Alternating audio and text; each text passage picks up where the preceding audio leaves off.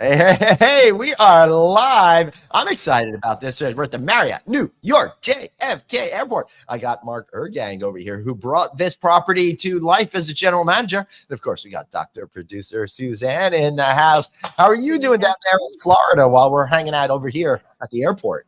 I think we're doing good. You know, a little bit of rainstorms yesterday, nice hot weather, influx of peacocks. We're good. That's awesome. Well, big congratulations to Mark and the team over here for opening up this incredible property.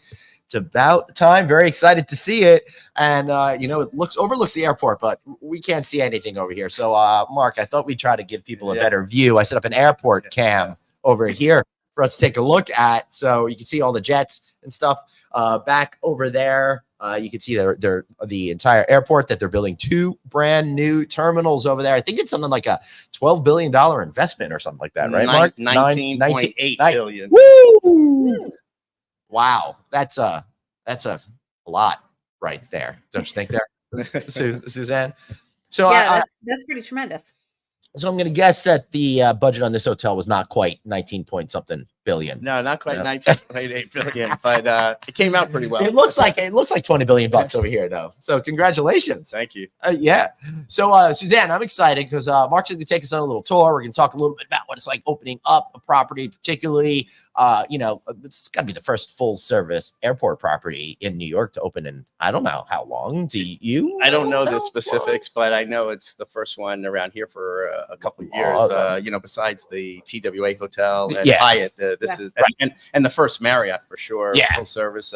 I know they're not even really opening the Marriott, the original brand, like this one, too much anymore. I don't even count that other one as an airport hotel because it's more like a casino hotel to me that's located near an airport. This is true. This is true. You got to speak nice about my competitor. No, not just. I'm talking about how they're considered. It's a lovely property. No. Actually, we did a live show from there a couple of years ago, which was really nice. So, Suzanne, this place still got that new hotel smell, which I absolutely sweet love. What was the actual opening date? For this hotel, November 30th last year, so it's not even 6 months new. But today is the official opening party. Oh, gotcha. Okay. Right. Well, I got to tell you, I've opened hotels before, and it can be a lot of fun to be like that first person experience and then that celebration afterwards. So I'm pretty jealous that Glenn actually gets to be there in person for that opening experience. So you'll have the big ribbon and the big giant scissors today. Well, we actually did the ribbon cutting on the actual opening last year. So today is actually, we're calling it the grand unveiling, because we're not only unveiling this hotel, but on the same property, we opened a gorgeous Marriott 182-room Residence Inn a year earlier. Both of these hotels are run by the same company, Chartwell Hospitality. They're both owned by the same owners, Soundview Realty Partners, and they both are spectacular. That's really exciting. Yeah, they really are. So what we thought would, so before we get into looking at some videos that I took earlier today, and I want to apologize in advance. I'm not a professional videographer and all, but I had fun with my newish camera over there trying it. But what was what was that sense like when you finally opened after all these years of getting delayed by COVID and all of that kind of stuff, when you finally checked in that first guest? There's no words to describe that. I just to put it in perspective for everyone, I was hired on this project in March of 2020. And a crazy time to get hired. And the fact it was a crazy time indeed, and the fact that I was still employed over those 4 years is a credit to Chartwell Hospitality and the owners. Thank you very much. Yeah, but they kept us busy, and obviously the first goal was to work with the GM of the Residence Inn, Sean Michael Applewhite, and get that hotel open. And once we got that open in November of 22, then it was focused on this hotel, to get it open in November of 23. But to put the feeling into words is impossible because you're working on something for 4 years, and then all of a sudden it's reality, it's opening, it's just an amazing feeling. Yeah, at least you get to live in it and experience it. I think about people that spend 4 or 5 years planning like the Olympics opening ceremonies or whatever it is, or a decade planning something like an event, and then it's just over. just like that. This is true. I'm blessed that I get to experience this every day, like you're saying. Yeah. Yep. That's pretty cool. So for our viewers, I'd love for you to share a little bit of your story for something that took 4 years until you got from inception to a sense of reality. Of what does that look like? I know I've lived through that process, and it's kind of mind blowing, and it's at a pace, and then it's like, oh my goodness, and doing 2 properties. So give us a little taste of what that's like. Well, what makes these 2 properties kind of unique is we're using some outside companies to partner with to provide the services. So the first priority was to find a food and beverage company to bring in to do the food and beverage. Believe it or not, believe it or not, it took several months to do that. And again, remember, this was over COVID. So, we had to vet several food and beverage vendors. And, we came up with our present vendor, Concrete Hospitality. They've been a great partner for us. And I had to do that with every single aspect of the hotel. So we have a shuttle company partner, security partner, et cetera, et cetera. So that took a long time to identify those key partners. And then you can imagine putting together budgets, which had to be updated several times because of COVID and pushing things back. And then the fun pre-opening task list from Marriott, which is a little bit long, but we've all actually the hotel didn't have any delays. It took them 4 years to get through that list. No, they actually really spell things out for you. It's very thorough, as you can imagine, with Marriott, and they do a great job of setting you up for success. But then we also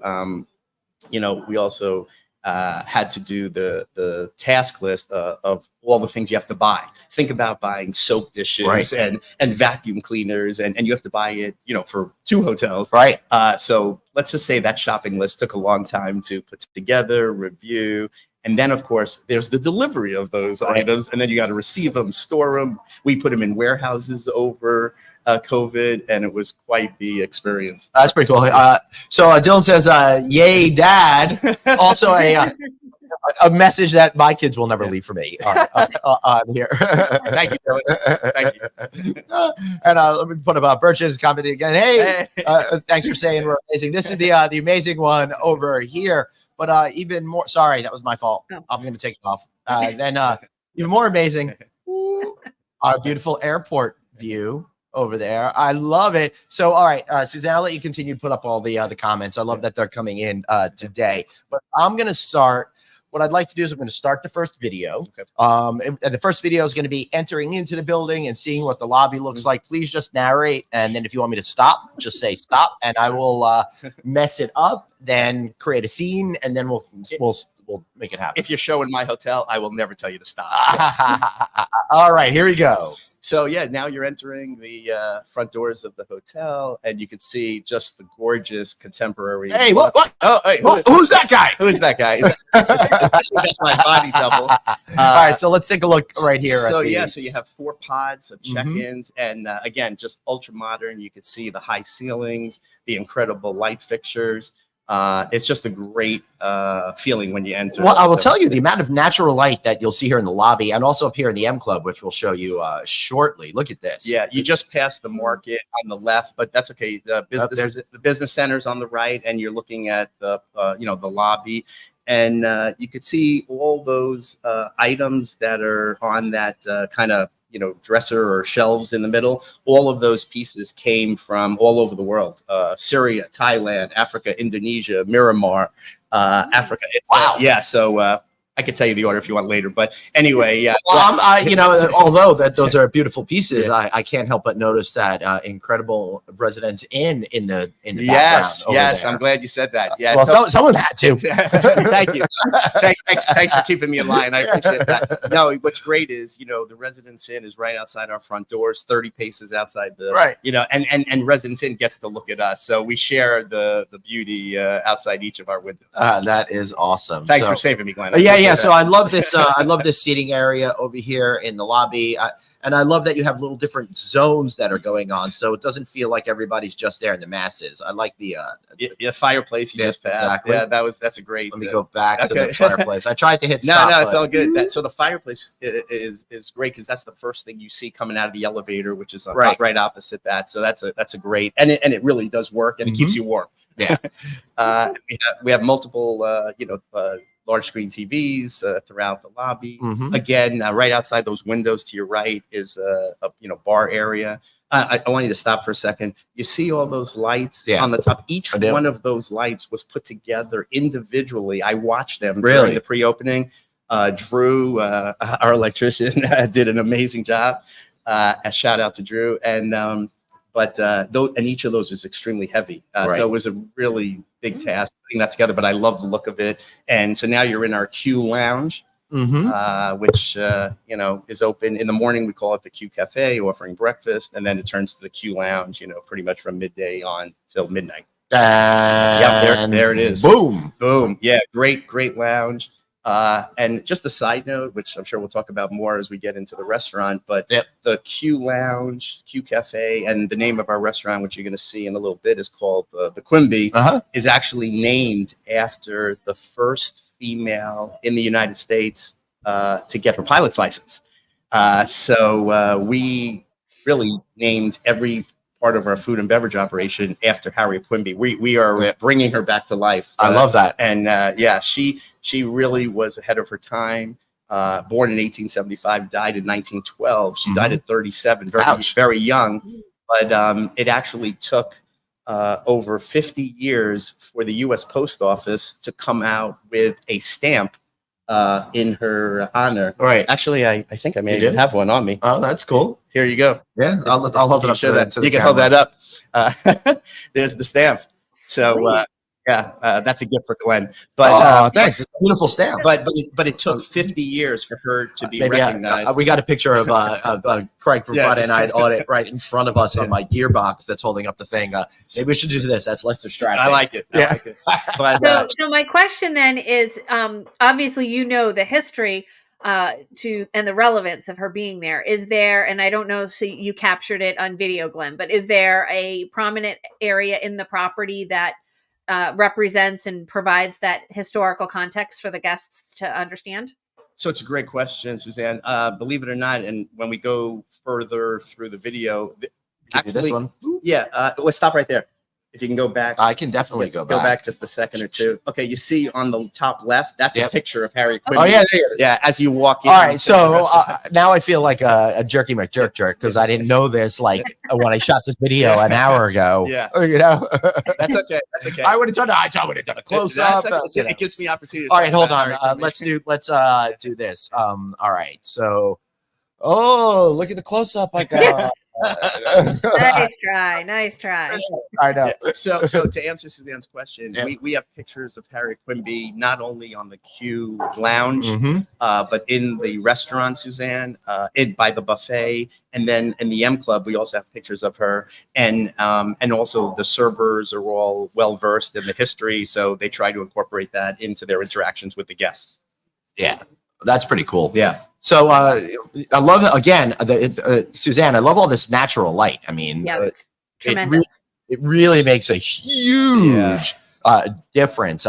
It's not. I remember like old days in the hotels; they would hide everything inside the building. They were dark and depressing, and I love this, and the views up here are fantastic as well. It's a great point and observation that you're making, because if you look, there's not even shades. We're embracing the natural light because we agree with you, and the guests agree with you too. Yeah, so that brings an interesting design element in, and I see it down here in Florida so much more. With natural light, your items are going to fade faster. So was there a thought process to window coatings or selection of FF&E in that space that helps you protect those assets for longer? It's a good question. I think the windows are coated, but we are actually talking right now about possibly putting either a film on the windows or possibly even adding some shades, even though I just said the opposite. Only because some guests are saying, there might be too much sun in my eyes and that kind of things. So we actually have some bids right now for shade. So we're looking into that. Yeah. Also, there are shades up here, so we do have that. Yeah. Oh yeah. Yeah. In the M Club, we have shades. Yeah. Yeah, well, and I think it really comes down to the time of day that you're sitting and where that sun is. So, well, the reason why I didn't think you all needed them at all is because I think they're not really facing right into the sun where those windows are. Right. I think it's on the west side of the building, if I'm not mistaken. Yeah. You know? Hey, I love we're getting support from the front desk team. So thank you for that. Also, I'm going to put this one up. Queen Nina. Whoop, whoop, whoop. So thank you. I see one from my wife. Well, at your door. yes. Listen, man, people actually like you. Over here. I paid them very well for this. Apparently, you have probably the biggest fan crowd that we've had as a guest. So kudos to you. Wow, thank you, everyone. I know. We're going to have to keep you on as a regular over here. So, so you're putting this together. What was it like trying to assemble your team over here, particularly set against the backdrop of delays? Yeah, actually, I'm glad you asked that, because one of the dreams of a GM, and I know, Suzanne, you've been a GM. One of the dreams for GMs is opening a new hotel and having the ability to pick your own team from day one. Because most of us in our career end up you inherit, you take over. Exactly. Right. So is it like an expansion team? You have to get the top player from all the different hotels in the area. Well, I try to get the top players, and I just don't tell the owners of the other groups about it, so I don't get in trouble. But listen, I stole my AGM Roman Babbitt from the Courtyard down the street. And he called it a kidnapping. I had a conversation with it. Yeah, but he was actually GM over there, so you could see I'm bringing. I brought in very high level players. I brought in area managers. My director of sales, Miriam Stana, she used to do the area in New York City for interstate hotels. Jennifer Divers, my HR, is from the city too. I mean, I brought in some very high level people. In case people don't know, Interstate is a company that merged and is now Aimbridge. Yes. Right. And I'm going to also just point out, when you talk about a select serve property like a Courtyard and taking the skills of a GM there, and then a larger full scale property, that's a really good strategy when you're looking to add someone because of that high caliber, but still under that leadership of a full service GM, you can continue to develop. So great strategy to go after. It seems like a good move too, career wise, to be running a select serve property and then make the jump under someone's tutelage to a full service property to really get your training, take your career up to the next level. And that was exactly the plan. Right. Roman has some great history in select service hotels. So the lure for him was to exactly that, get full service experience. And I've been a select service GM, and as we all know, select service GMs work a lot harder than full service. So they're driving the van to the airport, they're cooking the eggs, all this stuff. So I knew I was getting a worker bee, and Roman's been nothing less than that. He's an amazing AGM.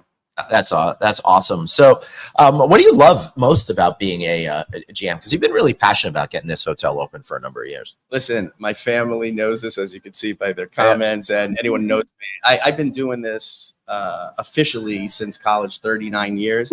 Woo! And I know I just exposed my age. I just exposed my age. But that's good. I thought you were 87, so that was actually enough. Thanks. But it's exhausting opening up a hotel, right? It is. But I actually started working in the summer in the Poconos as a bellman. No way. As a bellman. But seriously, what were you, like 14 years old? Or something like that? Yeah, for real? Working, right. Yeah. No, so I worked in the summer. I was a bellman, a lifeguard, and an assistant maitre d'. That's the New York City Police. There you go. It's actually someone's rushing to catch their flight. Typical.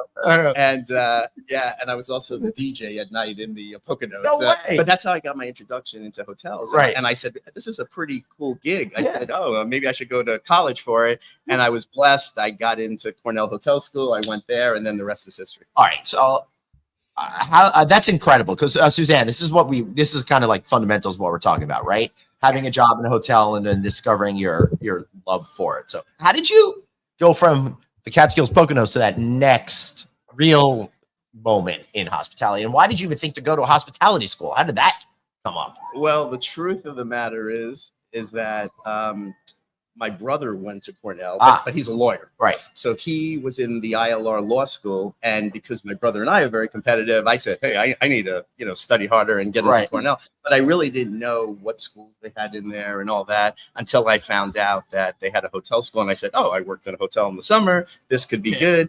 I was lucky to get in. And as we were talking earlier before we went live, I come from a family of educators. So they made education important to my brother and I.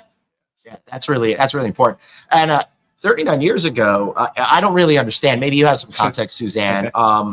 I don't really think hospitality schools are part of the mainstream. It still seemed, to me at least, a little bit, unusual. How do you see it?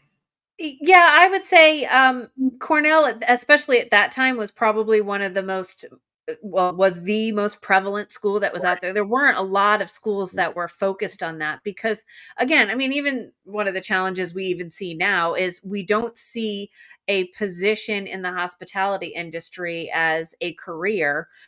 We look at it more as a job, and those of us that are on the education standpoint and those of us that are in the industry clamoring for people, one of the things we're trying to do is to get people to understand that it is a career option. So your question was really valid before to Mark to say, what was that trigger point to make you realize that that's what you wanted to actually study? And this is still a challenge because I think we even saw recently Anthony did a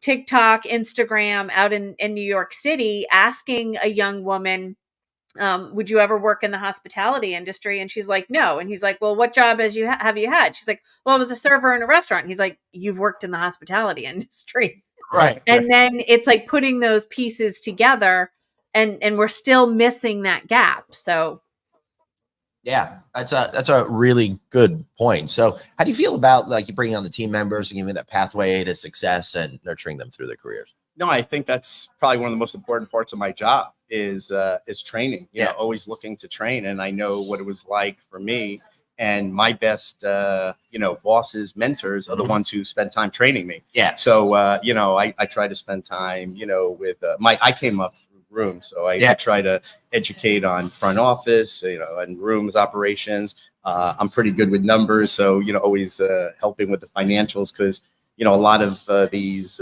younger up and coming managers, they're good with guests and they're friendly and all that, but they may not understand the business side of it. Right. So I try to spend a lot of time with them, just understanding house profit flow, all that stuff. Yeah, that's great because you can't train them to be great to the guests, but you can train them to understand all of that other stuff. So, and I would say that's probably another piece that some young students are a little bit more hesitant to make that leap, because if they don't feel as though they have a strong comfort level with math or knowing the numbers, that's one of the things that we see students will shy away from. But yet, as the GM and the regionals and the managers, they're all saying, we need that strength in students or new candidates that are coming through. So really, it becomes important then that someone like you, Mark, mentor someone there and ease them into that, because you can train those things, but maybe that personality and that sparkle is a little harder to get.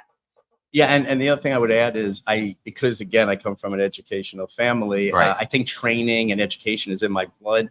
When I was working for Marriott for about 10 years, I got a call from Cornell, and they said, "Would you like to teach in their summer professional development program?" So of course I signed up because I love training and teaching. So I did a 1-week class that I actually created, and I did it for 7 years. Then I stopped. And then in the last, 10, 15 years, I've done some training at Suffolk Community College, Nassau Community College, and St. Joseph's College. Wow. Those are obviously all colleges in Long Island and Queens. Yes. I took classes at Nassau Community College. That's awesome. See, Suzanne knows. I took a class back in college when I was in college at Suffolk Community College, right? It might have been economics, and it was not very exciting, and it was over the summer, but I did take it. Yeah, totally. All right. So Suzanne, I'd say we look at a couple more videos. You want to look at the M Club first? Sure. All right. Yeah, so let's go to the, so that's where we are right now, up on the 11th floor with great views of everything. You could see all the airport hotels. You could see the airport and all the planes taking off and the construction of those new terminals. All right, here we go. So Yeah. So, okay, I'll walk you through this and I'll tell you a quick story about the M Club. But it took me a second to figure out how to do my camera. That's okay. the beautiful exit sign right there. You can see some. Yeah. You're passing some great artwork. It's all good, but that's okay. To the left is really where we put the food out in the morning, and we serve breakfast 6:30 to 9:30. You're looking at, and you could see. And by the way, I tried to avoid some people, just so you know. That's okay. Yeah. You could see how big this M Club is. And again, what people are going to ask: how do you get into the M Club? Either you're one of the Marriott Platinum Titanium Ambassador Elite members, the highest 3 levels, or you pay extra money to stay on the 11th or 10th floor. And or unless you know me. No, So my level is cardboard. I can't get in here. We might let you in. But you can see. Yeah, she's dancing now. You can see we have a nice bar. Obviously we do. Also, right behind the bar, there's a great seating area, but there's a bunch of people doing conference calls and stuff like that. So I tried not to photograph them. Yeah. Right, please continue. So we serve beverages up here at night. And you can see again the great windows, the great view. If you look straight ahead in the video, that's kind of where Glenn and I are sitting right now, and that faces JFK Airport. And you literally can see all the planes coming in, taking off, and that is like the money shot right there. I love the wood all around and on the ceiling. It really it helps divide the space, I think, a little bit more. And and I'm sorry, you go ahead. I'm pointing out just the great artwork and the detail to the details and the artwork have been phenomenal. We get a lot of comments about that.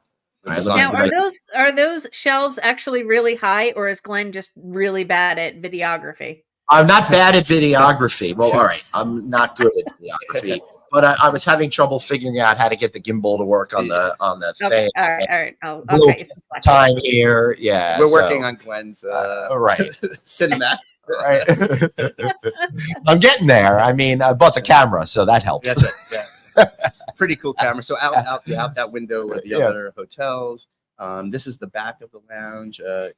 There's Glenn just passed the fire place right there. Yeah, to the right is fireplace. Yep. Sorry, no. I didn't really dwell on that. It's okay. It's okay. And then again, there's all these different sections. The M Club is about almost 2,000 square feet, which is pretty big. Yeah. We could fit at least 75 people up here, and it's really gotten busy over the last couple of months as the hotel has taken off, in its occupancy. Right, and look how cool! Look how cool that is. That's the money. That's the money shot. And at night, when you're seeing planes take off and land, it's spectacular. Yeah. While you're having some complimentary hors d'oeuvres and having a nice drink. Now there's Are you finding that your guests are really enjoying this space and lounging a little bit longer than maybe they would in a hotel that didn't have this type of view?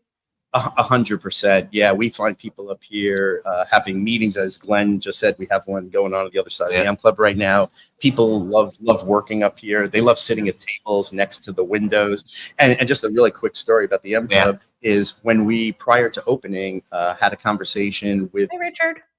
Hey, Richard. Hey, how are you? Hey, Richard.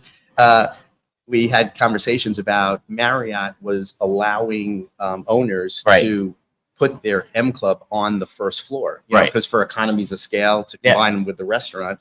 And I remember the owners asking me my opinion, having worked for, several Marriotts. And I said, I'm not writing the check, but if I was, I would put it on the 11th floor, because not only will you show great value to your best guests, but the view and the money shot is spectacular. So they took my advice, which I think they're happy about, and I'm happy about. But again, kudos to them for doing that, because I think it came out spectacular. There's a really cool bar room just next to this room as well that you could rent out, and what comes with it is a little outdoor patio space. And we really wanted to do the show from out there, but it's like 50 something degrees and rainy and icky out. So are you complaining about weather? No, I'm not complaining about it. I'm just saying that's why we couldn't do it. If you want me to complain about weather, I do that between 1 and 2 every day on TikTok. So okay, thank you. All right. So now, of course, we've seen the lobby, we've seen the M Club, we've seen the restaurant, but we haven't had a chance to take a look at the bedrooms. Sure. So let's take a look at that right now. So entering into the room here. Awesome. Yeah, so you're seeing, this is a king size room. Our king size rooms are about 305 square feet. You could see the LVT tile, luxury vinyl tile. Yep. We have a nice sofa there. We have a step off carpet, so you're comfortable in the morning. You have the lights on both sides. Plenty of Love plugs. the towel art. You like the towel art? Yeah, that's our spectacular housekeeping department. We use Tropical Stars Hospitality. They do an amazing job. But they did that. And just for the record, they did not do that for Glenn. He'll tell you that was there. Yeah, right. I'm not staying here, so that was in the room. If I was, I'm sure the bed would be stripped and there'd be a pile of laundry in the corner. Sorry, I made a mistake there. All the rooms have ironing boards. They have safes in the room. I don't think you filmed the bathrooms. Just briefly. That's at the end of this video. But they have refrigerators in the room. Obviously, coffee makers. We have complimentary water, and also in the bathrooms, the shower that you see the robe. Yeah. So the robes and slippers are available on the 10th or 11th floor. That gives you more reason to take an M Club room. Oh, there you go. Stop right there. So the bathroom, you could see in the shower, we have not only the typical shower head, but we have the handheld as well, because we realize that we're going to have a lot of international travelers and they like the hand wand. So we offer both options, which the guests seem to love. Every room in the hotel, it's just showers. It's the glass showers. Right. We do not have bathtubs. But I've never had a complaint about that. And there's Glenn. Glenn videoing himself. Well, I don't worry about not having the bathtubs. I just line the bottom with the shower towels, and then I just fill it all up. Great. Yeah. So did I miss this? Were there drapes, or is it only the blinds in the room? No. So it's actually two sets. So you have a blackout blind and then a shade over that. Oh, okay, great. So there's no curtains, but there's two shades. One is the blackout shade, which is it's hard to see. Yeah, you can see it behind. Okay, and so you might have solved part of the dreadful sliver down the middle problem in this strategy that really disturbs Glenn greatly. It really does. No, and I'm glad Suzanne brought that up, because one of the issues, because again, I've been a airport GM several times in my career, and when they showed me, because they wanted my opinion on the shades, on the shades, there was, to Suzanne's point, there was those pockets of light on both sides of the shade. So one of the suggestions we made as a group was, let's put in those slots so the shade fits in the slot. And then it blocked out. That's awesome. Which really is phenomenal. And the airline crew almost insist on no light. Well, good. You never know. I mean, they could be coming in at 7 a.m. and having to leave that evening, and they need to get their rest. And I'm all for that. Yeah. But kudos to ownership for putting in the extra investment to put this upstairs, to take care of those little details. Because, as we've discussed on the show ad nauseum, it's those little details that make the biggest impact for your points of differentiation and connecting with guests. Right, Mark? 100%. Yeah, the owners, again, Ben Marcus, Nick Newman, they have been phenomenal.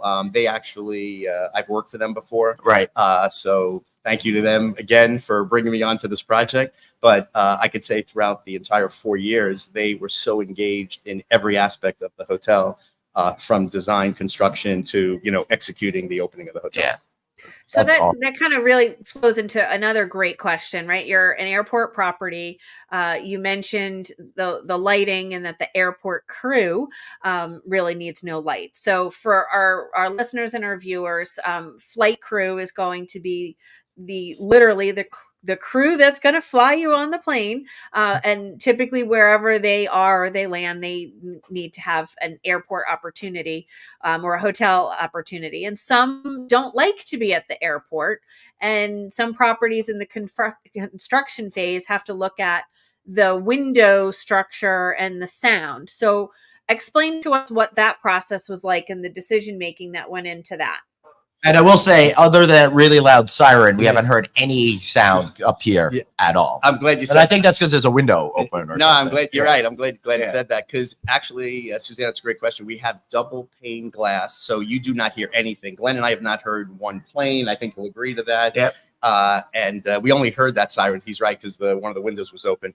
But when the crew from the airlines come and do an inspection, and they all do it before they sign a contract, they actually do three things. They check for the sound of the coming from the window in the room. They check the light, as we talked about, coming through the curtains, and believe it or not, they actually check the decibels coming from your HVAC units. Wow. And they actually carry a decibel meter. I actually have one on my phone because I know they do that. So because we're trying to be 3 steps ahead of them, we made sure that everything was in place. And thanks to Miriam, our great complex director of sales, and her team, we were able to secure a couple of airline crews here as base business. I'm just thinking about all your business drivers, and now I'm thinking I'm a dum-dum because you have meeting facilities here, ballroom and stuff like that, and I didn't even grab video of that. So tell us a little bit about the ballroom, its size, what kind of events you think you're going to attract, and your overall strategy as a component of business. Yeah.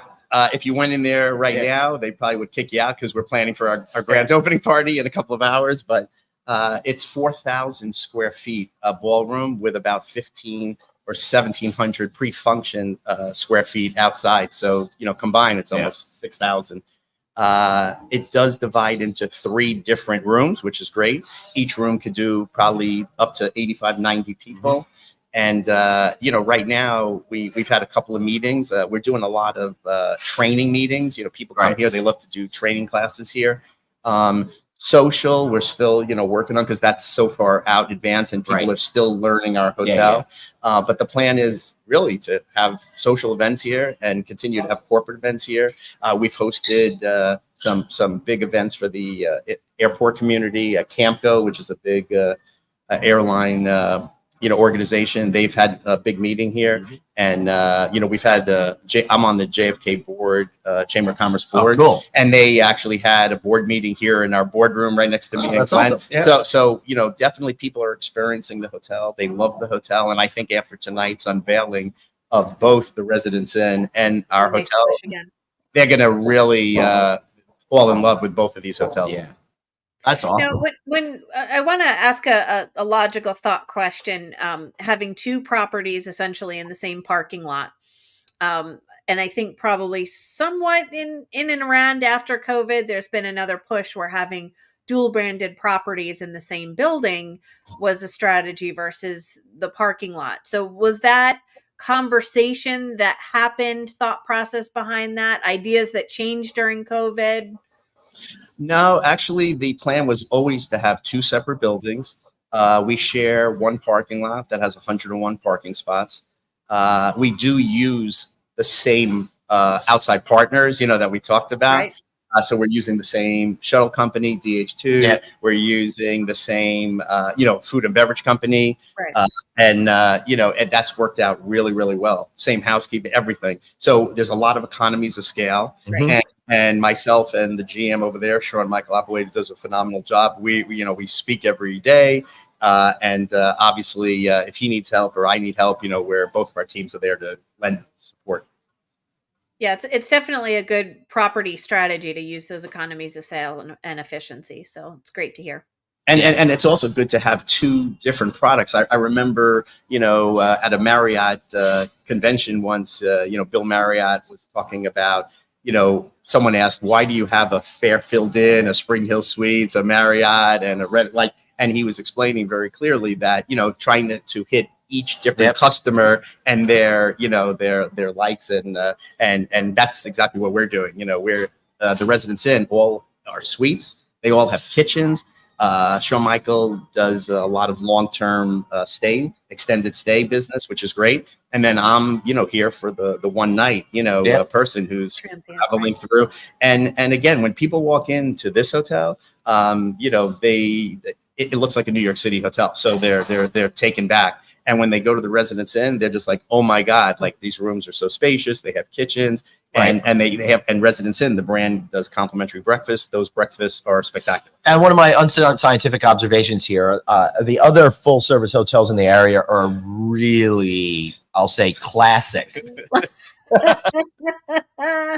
Very well said. Right. So the infrastructure was created at a time of different needs. So again, unscientific observation. I know a lot of airline crews go all the way to Manhattan, and I'm sure there's a lot of reasons why they wouldn't want to do that. So it seems like you're teed up to really be able to lean into that particular type of business. We are. And I think because of the area hotels and some of them aging and going through some transitions, our two hotels have become very attractive, very popular.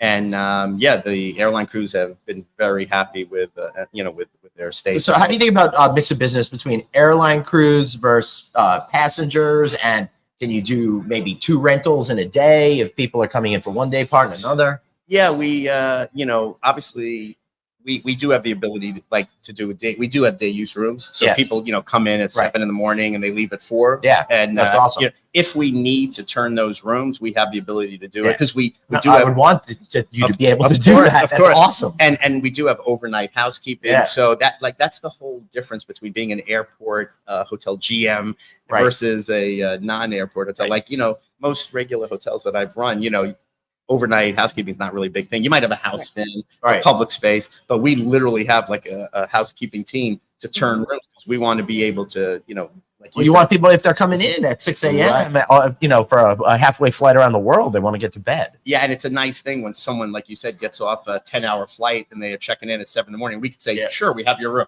Yeah, that's nice. I always love seeing that hotel occupancy when it's over 100%. Yeah, it's awesome. I mean, there's a hotel here that's on the property, and they penciled that out as renting at over 100% occupancy in order to make those numbers work. Yes.